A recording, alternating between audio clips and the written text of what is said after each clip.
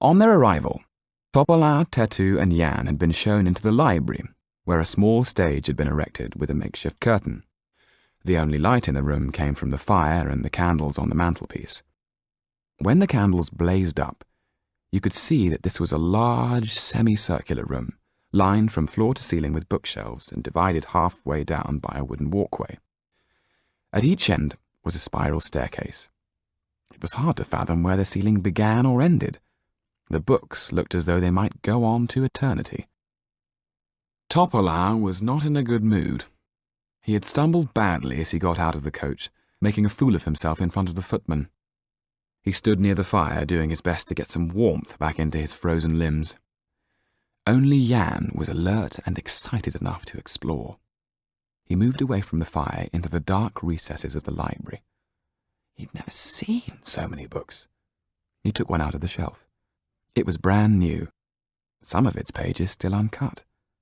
He put it back and took out another, smiling to himself. Whoever owned the chateau used this room more to impress than for the knowledge it held. For all its grandeur, there was something uncomfortable about the place, as if the foundations were having an argument with the earth. A bad omen, he thought, for tonight's show. The large double doors at the end of the room opened and Jan turned to see a tall man enter the library. He was dressed in black, his hair powdered white, and he walked with an assured step, the red heels of his shiny buckled shoes clicking loudly on the parquet floor. A black wolfhound followed him. He was holding something Jan couldn't quite make out. Now in the firelight he saw clearly what it was. A human skull carved in wood. The sight of it made Jan move further back into the darkness of the bookshelves. There was something sinister about this man. Count Kaliowski ignored Topola and Tetu, and he hadn't seen the boy. He put the wooden skull on the table, opening it up to reveal a magnificent timepiece. On its face was the image of the Grim Reaper. Topola rushed forward, accidentally tripping and making a nonsense of his low bow. "It is an honor, Count Kaliowski, to be called to your splendid residence. May I congratulate you on your fine taste." "This is not my residence. It belongs to the Marquis de Villeduval. Let us hope your magic shows more skill than your words do." Topola was still not fully awake. How could he have forgotten what he had already been told? He attempted some more toe-curling flattery, making matters worse. Balthazar snarled, a low, menacing rumble of a sound like the coming of thunder. Topola took a step backwards. He was terrified of dogs. Tetu had a sense of rising panic.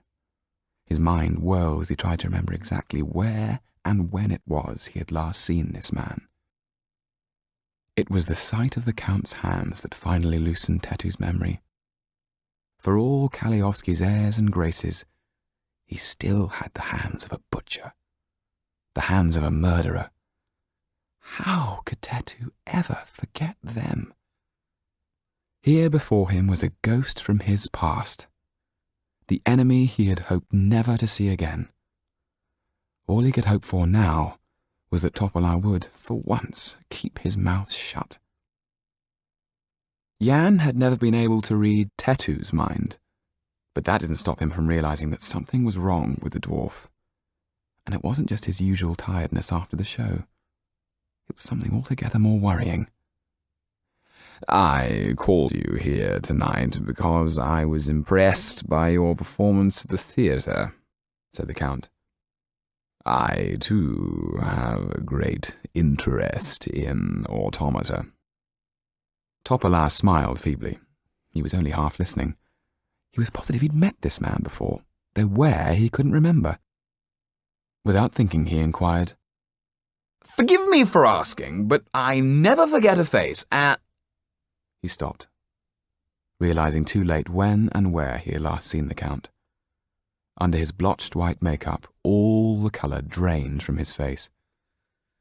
The Count smiled inwardly, turned on his red heels and left the room. Tetu and Topola listened to his footsteps retreat into the distance. They were well and truly trapped. "What have I done?" said Topola. Jan could suddenly feel his fear. "Quiet!" Tetu grunted. "The boy is here. You'd better leave the pistol out of the show." Topola poured himself a generous glass of cognac from a decanter, his hands shaking, and drained it in one gulp. "No pistol. I think that's wise. But we're dead, aren't we?" The memory of the voice early that evening began to haunt Jan again. There must, he thought, be a way to escape. Above him on the wooden walkway came the sound of footsteps. A footman appeared as if from nowhere and started to walk down the spiral staircase with a dish of sweetmeats. He left the dish beside the decanters on the table before returning the way he had come, through an invisible door in the bookshelves. Jan, cat-like, went up the stairs after him and caught hold of the door before it fully closed. "See if you can find a way out of here. I'll keep the door open. Go!" Jan found himself standing in a dark, musty-smelling passageway. Up ahead he could see the flicker of candlelight as the footman disappeared down the rabbit warren of corridors. It reminded him of walking between the painted flats in a theatre. But why did the chateau have this hidden labyrinth of corridors? What illusion was it hoping to create?